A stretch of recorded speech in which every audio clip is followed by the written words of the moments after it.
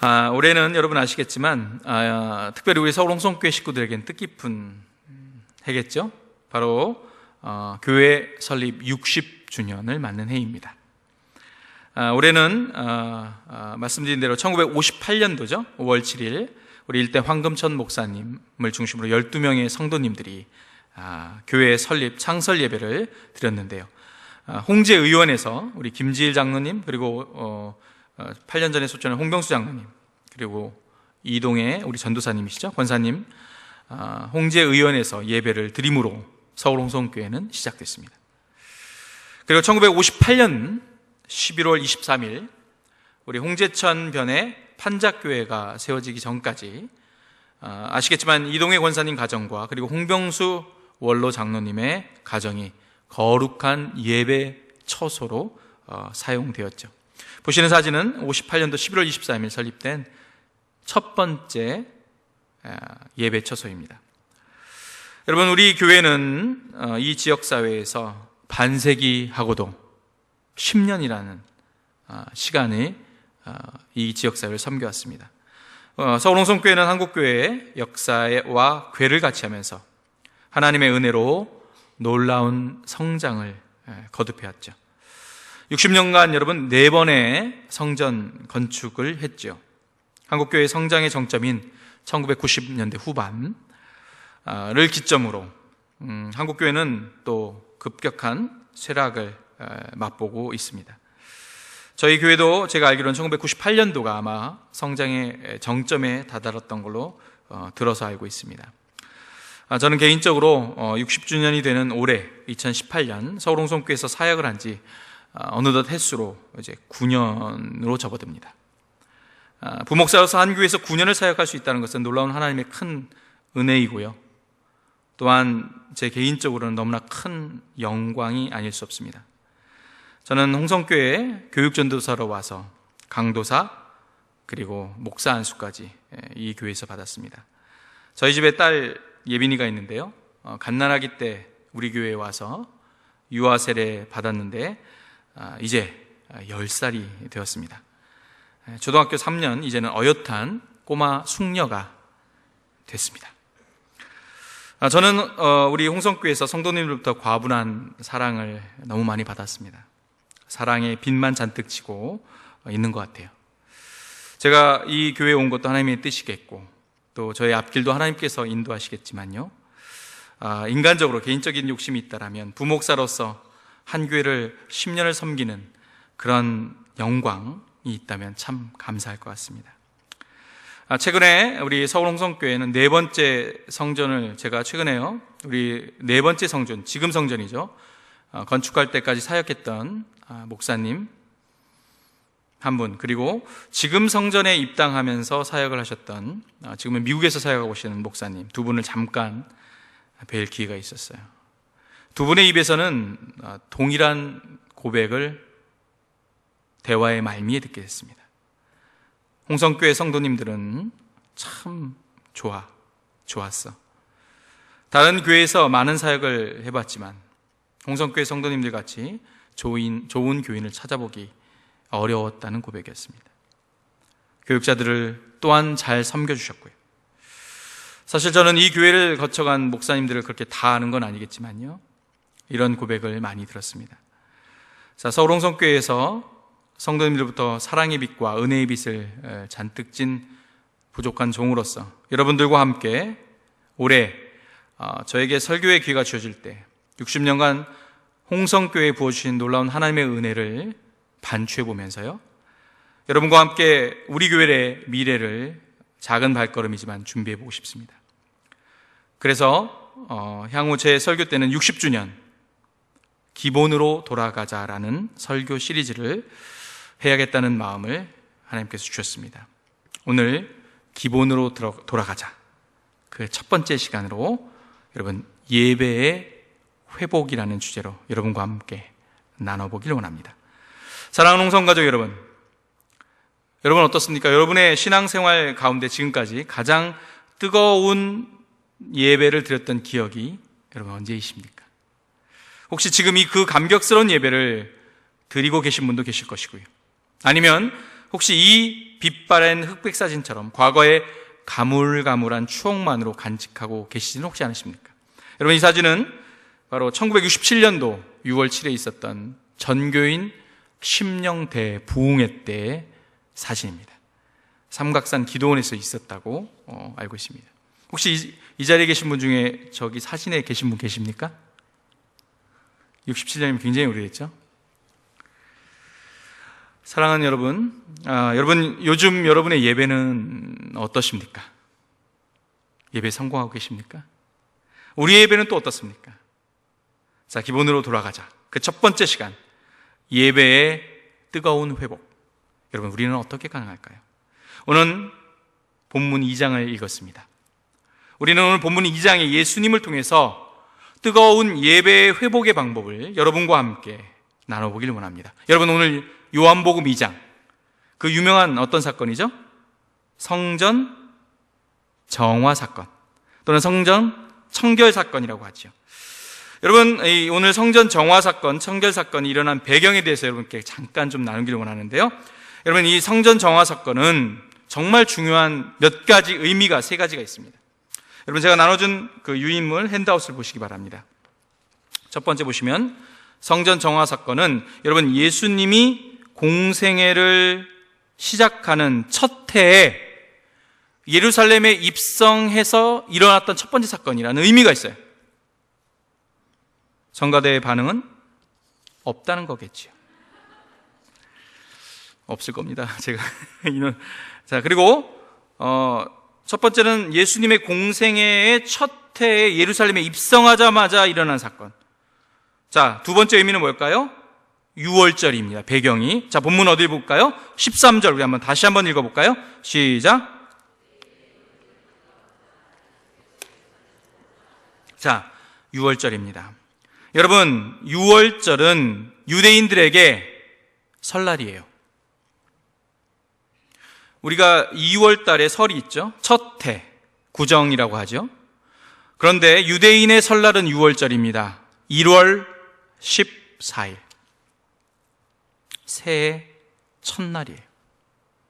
자, 성전 정화의 사건은 첫째로는 예수께서 공생애를 시작하는 첫 해인 아마 기원 후 AD 26년경에 예루살렘에 들어서자마자 첫 번째로 일으킨 사건이십니다. 그리고 바로 유월절 새해 첫날입니다.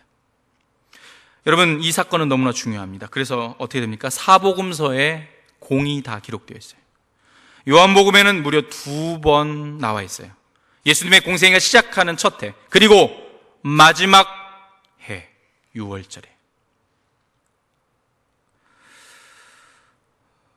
사랑하는 여러분, 한국교회가 앞에서 말씀드린 대로 요즘 위기라고 수많이 귀에 못이 박히도록 들었지요. 성도님들은 이제 하나님만을 철저하게 의지하지 않은 것 같다고 얘기를 합니다. 왜일까요? 먹고 살만합니다. 소위 뭐죠? 등 따숩고 배가 불러요. 그러니까 어떻죠? 크게 아쉬울 게 없어요. 절박함이 없습니다. 우리 자녀들은 어떻습니까? 부모님의 신앙을 따르지 않아요. 자녀들에게는 그저 엄마의, 아빠의 교회 가자는 얘기는 잔소리일 뿐이에요. 우리의 자녀들은 왜 예수를 온전히 붙들고 살아야 되는지에 대해서 정확하게 제대로 교회에서 듣지를 못했어요. 그들이 직면하는 현실의 높은 파고, 그 속에서 왜 하나님이 진짜 내 문제의 해결자가 되는지 교회에서는 분명하게 설명을 해주지 않았습니다. 한국교회 위기의 원인, 많은 걸 얘기하는데요. 가장 대표적인 것 중에 하나는 세속화입니다. 세속화. 여러분, 세속화는 쉽게 말해서 이겁니다. 교회가 세상과 성별되는 것이 아니라 어떻게 해요? 오히려 세상을 닮아가는 게 세속화라고 하죠. 한국교회는 바로 가장 큰 위기는 이단도 아니고 그렇습니다. 가장 무서운 적은 편안해지는 겁니다. 물질적인 풍족입니다. 돈이면 다 해결된다는 그런 물질의 만능 사상이지.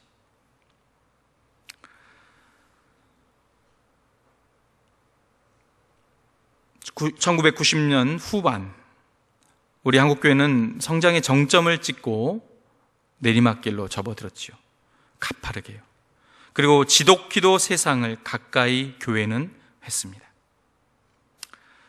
여기에다가 어떻습니까? 신사도 운동과 같은 비성경적인 운동을 무비판적으로 받아들였고요. 교회의 성장이 도움이 된다고 하면 어떠한 세상적인 방법론도 마구 수용을 했던 것이 문제가 됩니다. 이제 세상은 안타깝게도 교회를 더 이상 신뢰하지 않는 것 같습니다.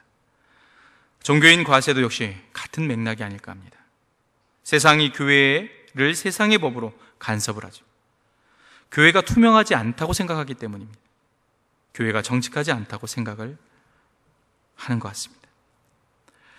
한 유명한 목사님, 후안 카를로스 오티즈 목사님은 이렇게 그의 저서에서 말했습니다. 교회는 영적 전함이 돼야 하지 유람선이 되어서는 안 된다고 얘기했어요.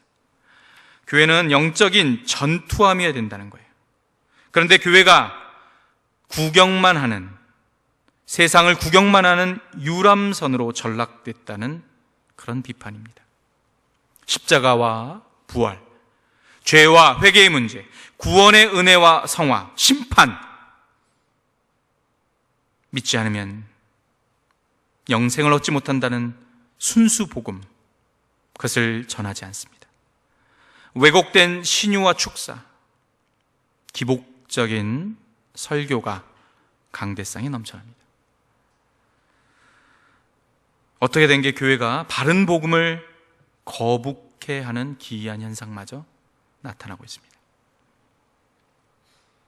자, 이러한 세속화, 이 문제는 예수님이 요한복음 2장에서 사역을 처음으로 공생에 시작하는 그때도 역시 마찬가지였습니다.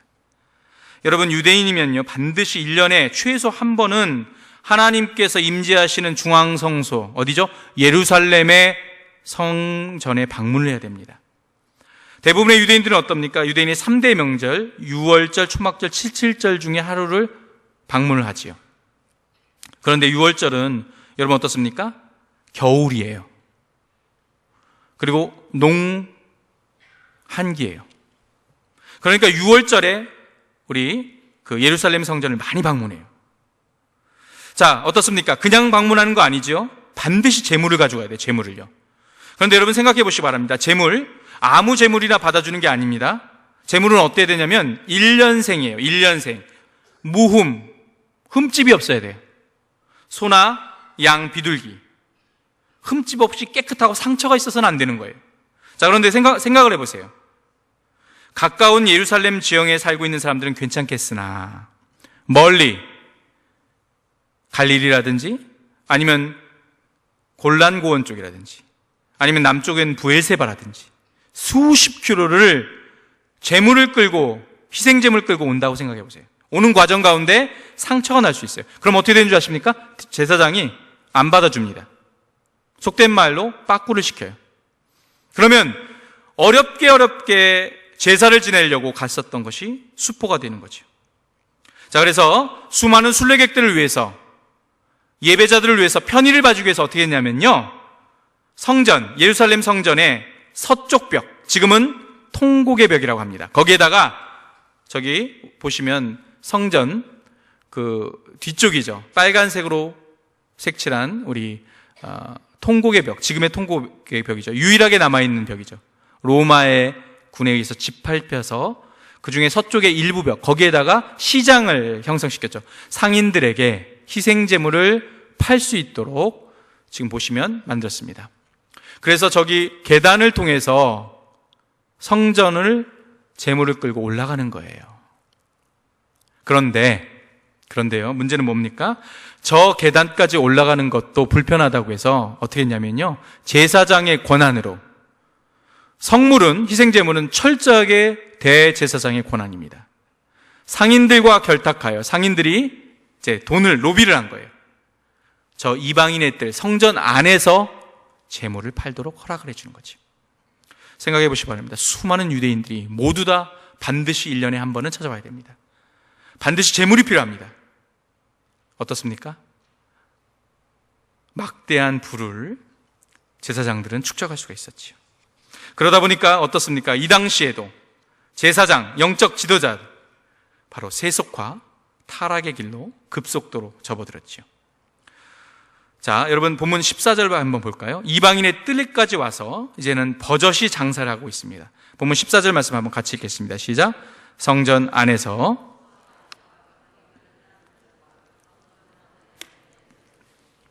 자, 소와 양과 비둘기를 파는 사람들, 성전 아닙니다. 이방인 뜰까지 왔어요. 그리고 돈을 주고 대제사장에게 허락을 받아냈습니다. 그리고 대제사장은 막대한 부를 상인들로부터 얻어냈죠. 뿐만 아닙니다.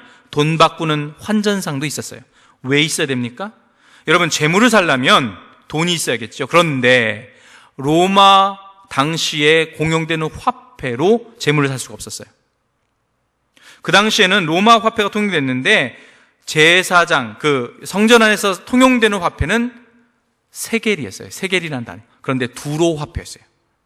두로 지방의 화폐. 사진을 보는 저런 모양의 독수리가 그려져 있는 세겔을 썼죠. 여러분, 이 세겔은 성전세를 낼 때도 세겔을 썼죠. 여러분, 성경에 기억하십니까? 20대 이상의 남자 유대인은 1년에 반드시 반세겔의 성전세를 낼 때도 두로 화폐 세겔을 썼어요. 로마 화폐가 아니라. 자, 그리고 오늘 환전을 할 때도 세겔로 바꿔줘요. 그래서 재물을 세겔로 삽니다. 그리고 어떻습니까? 베드로가 물고기를 우리 마태복음 17장 27절에서 세금을 낼 때도 세겔이었죠. 그리고 가롯 유다가 예수님을 은 30에 팔았다고 했는데 그 은 30이 30세겔이었어요.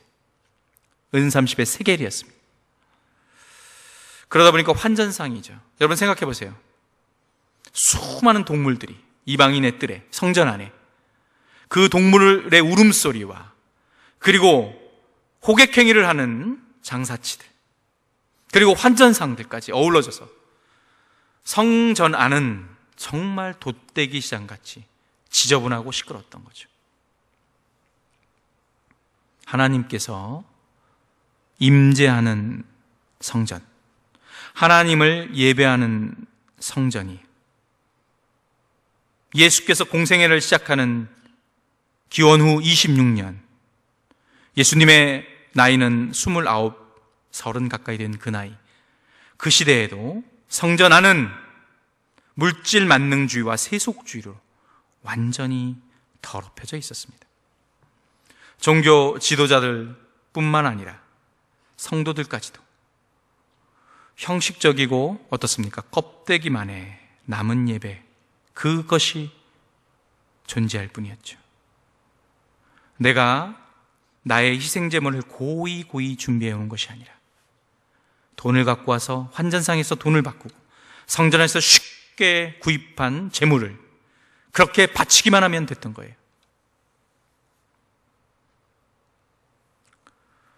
오늘 요한복음 2장에 그래서 예수님의 첫 번째 공상의 첫 번째 예루살렘 입성의 사역이 여러분 무엇이었습니까?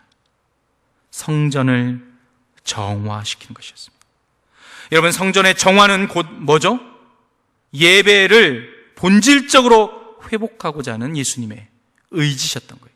그게 첫 번째 예루살렘 입성의 첫 사역이었습니다. 새해 첫날이요. 너무나 중요하기 때문에 사복음서에 다 기록되어 있습니다. 사랑하는 홍성가족 여러분, 다시 한번 여쭙습니다. 당신의 예배는 어떠십니까? 예배를 통해서 진정 오늘도 예수님과 하나님, 주님을 만나고 계십니까? 예배를 통해서 하나님께 기도의 응답을 받으시고 계신가요? 새해가 밝았습니다. 10일이 지났습니다. 그리고 우리 교회는 이제 60주년입니다. 여러분, 우리는 가장 먼저 무엇을 점검해야겠습니까?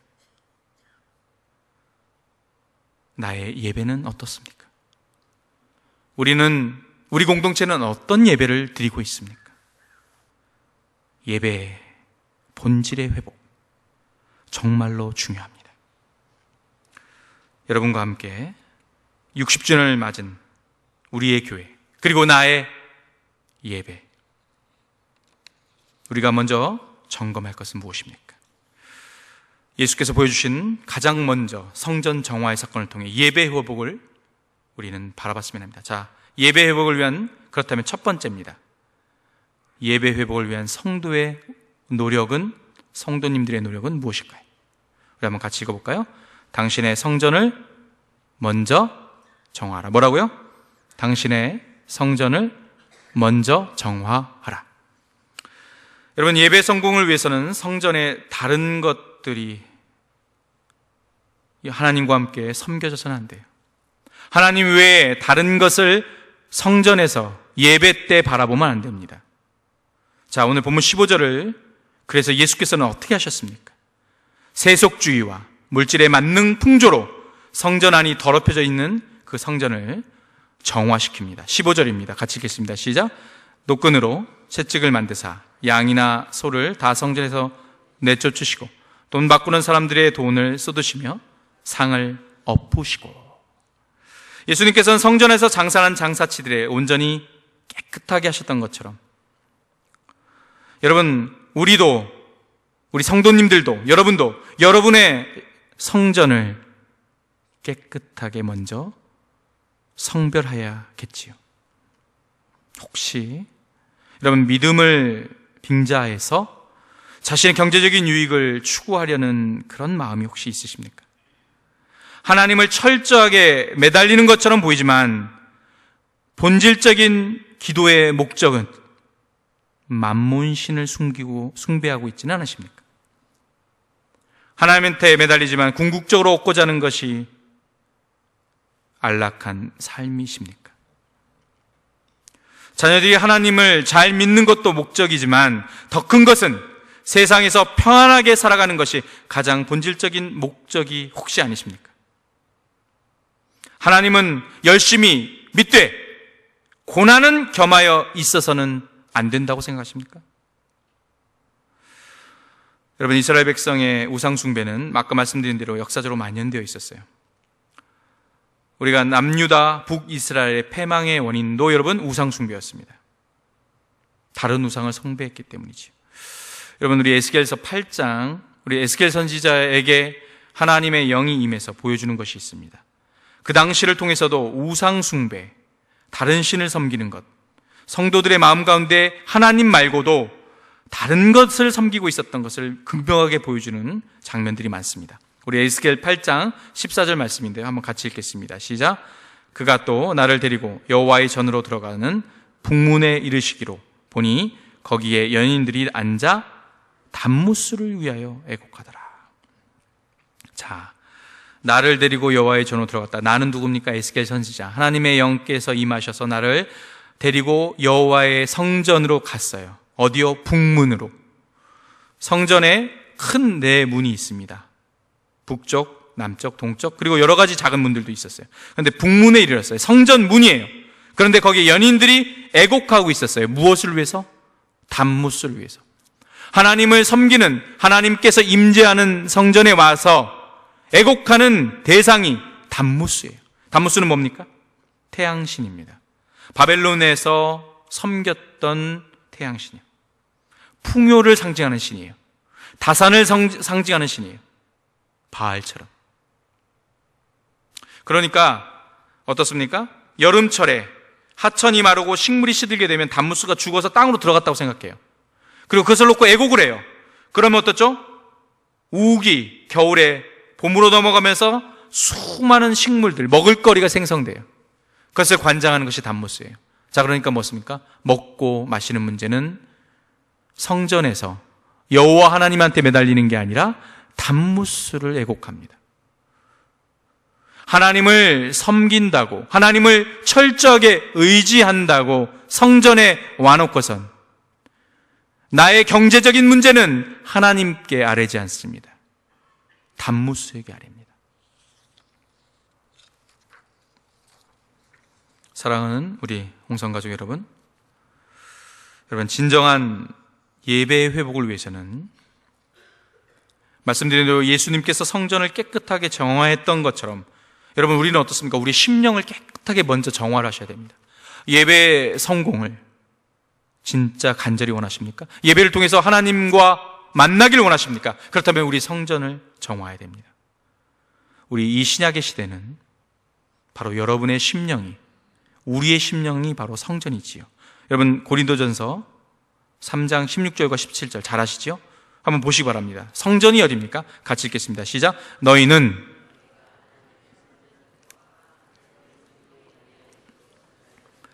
누구든지 하나님의 성전을 더럽히면 하나님이 그 사람을 멸하시리라. 하나님의 성전은 거룩하니 너희도 그러하니라. 너희가 하나님의 성전인 것과 하나님의 성령이 너희 안에 계시는 것을 알지 못하느냐. 여러분의 심령이 성전이에요. 그렇다면 여러분, 여러분의 성전에서 예배의 성공을, 온전한 여호와 하나님을 만나고 싶으시다면 가장 먼저 여러분의 심령을 깨끗하게 정화시켜야 됩니다.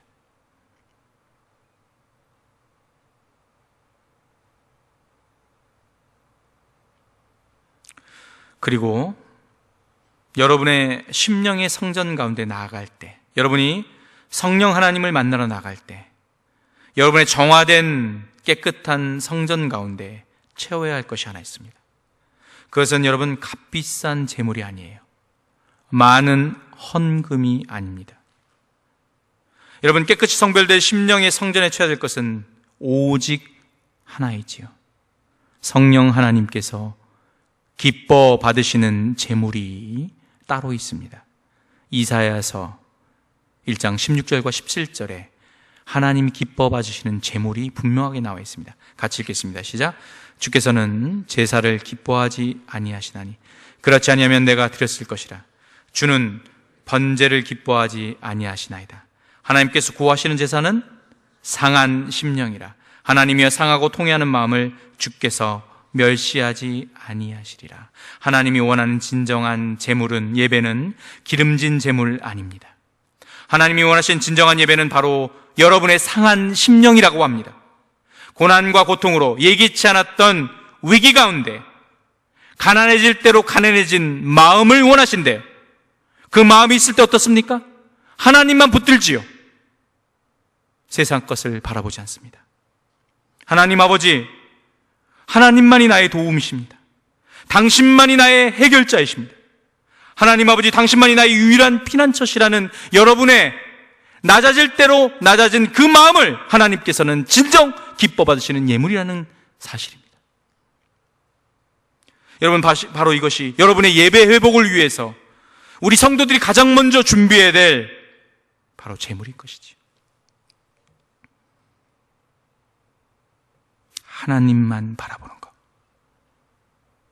하나님만 의지하는 것, 그것이 하나님이 원하시는 재물이십니다. 우리 옆 사람과 한번 인사할까요? 예배 회복의 비결은 하나님만 바라보는 것입니다 라고 인사하겠습니다. 예배 회복의 비결은 하나님만 바라보는 것입니다. 여러분, 사랑하는 다윗, 왜 하나님의 마음에 합한 자라는 극찬을 받았습니까?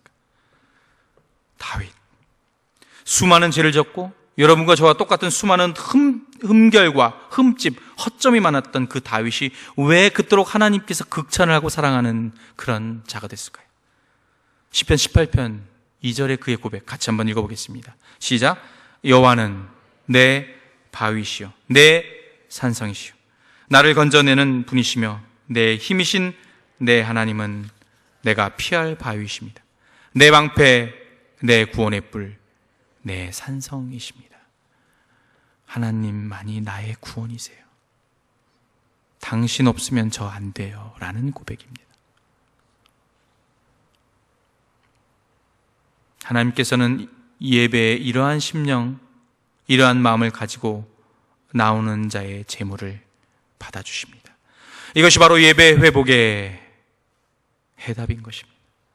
사랑하는 홍성가족 여러분, 2018년도 하나님을 깊이 만나는 예배를 진정 원하십니까? 하나님으로부터 기도응답을 기다리고 계십니까?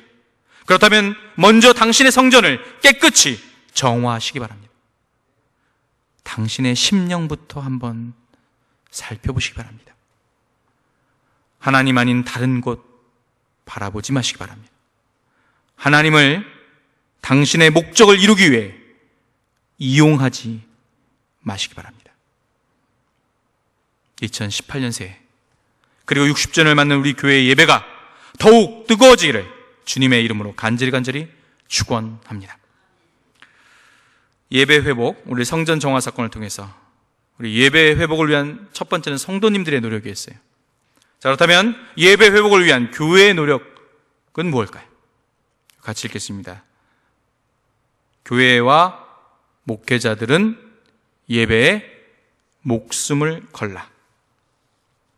교회의 목회자는 먼저 예배가 예배답도록 기도하고 구체적으로 노력을 해야 됩니다. 성도님들은 여러분의 성전을 정화하고 깨끗하게 하고 하나님 아버지께 깨끗한 성전을 가지고 제물을 가지고 나가셔야 되고, 예배 회복을 위한 우리 교회의 노력과 목회자의 노력은 예배를 위해 목숨 거는 겁니다. 오늘 본문 예수님께 교회와 목회자들도 배워야 됩니다.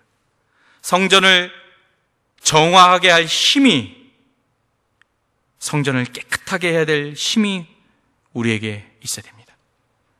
세상적인 가치, 세속화되어 있고 돈의 논리가 지배하고 있는 성전을 정결하게 할 영적인 파워가 우리 목회자들에게 있어야 합니다. 16절 말씀 같이 한번 읽어볼까요? 예수님께서 어떻게 하셨는지 시작. 비둘기 파는 사람들에게 이르시되 이것을 여기서 가져가라. 내 아버지의 집으로 장사하는 집을 만들지 말라. 내 아버지의 집으로 장사하는 집을 만들지 말라. 하나님 예수님께서는 역정을 내셨을 것이고 노끈을 채찍으로 만들어서 그 모든 상점들을 다 뒤집어 엎으셨습니다. 값싼 복음을 성전에서 팔지 말아야 합니다. 성도님들 귀에 듣기 좋은 소리만 설교해서는 안 된다는 이야기합니다. 인기 영합주의에 편승하지 말라는 얘기입니다. 죄를 죄라고 말하라는 겁니다. 성도님들의 가슴이 아프고 때로는 마음이 불편해도 진짜 복음을 전해라는 것이에요. 하나님 잘 믿어도 세상적인 복이 없을 수 있다고도 말해야 됩니다. 하나님 열심히 믿으면 오히려 고난이 더 많을 수 있다라고 말해야 돼요. 복음 비슷한 것 전해서는 안 됩니다. 순도 100%짜리 복음을 전해야 합니다. 설교를 통해서 성도님들이 진짜 예수를 만났는지 구원을 받았는지를 점검해 주는 게 우리의 역할 아닐까요? 구원의 확신이 없는 성도님들이 설교를 듣고 마음에 깊은 찔림이 있어서 불편해야 됩니다. 우리가 앞에서 보았던 에스겔 선지자를 통한 준엄한 심판, 그 당시에는 여러분 영적 지도자들도 우상 숭배를 서스럼없이 자행했었지요. 오늘날도 혹시 그런지 모르겠습니다. 아까 봤던 에스겔 8장 성도들이 북문 앞에서 단무스를 위해서 애곡했던 것처럼 이번에는 영적 지도자들이 어떤 모습으로 타락되어 있는지를 에스겔 8장 10절을 통해서 한번 같이 보겠습니다. 읽겠습니다. 시작. 내가 들어가 보니 각양 곤충과 가증한 짐승과 이스라엘 족속의 모든 우상을 그 사방벽에 그렸고, 여러분 사방벽이 어딘 줄 아십니까?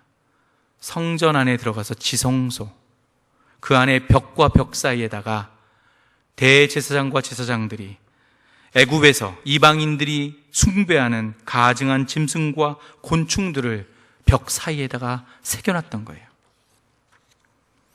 하나님을 바라본다고 하면서, 하나님만을 섬긴다고 하면서 성전 벽 사이에다가 우상을 그려놨던 것이지.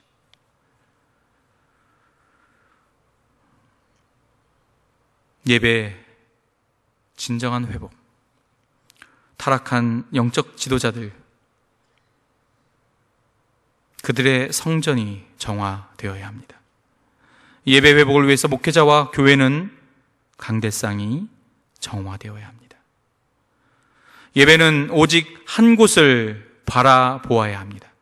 설교는 오직 한 곳을 향해야 합니다. 본문 19절, 예수님이 진정한 성전 정화의 실체가 드러납니다. 본문 19절 말씀 같이 읽겠습니다. 시작. 예수께서 대답하여 이르시되 너희가 이 성전을 헐라 내가 사흘 동안에 일으키리라. 지금 눈에 보이는 46년째 건축하고 있는 이 거대하고 화려한 성전을 허물라. 진짜 성전이 곧 올 것이다. 그 성전은 3일 동안에 일으킬 것이다. 아무도 이해하지 못했습니다.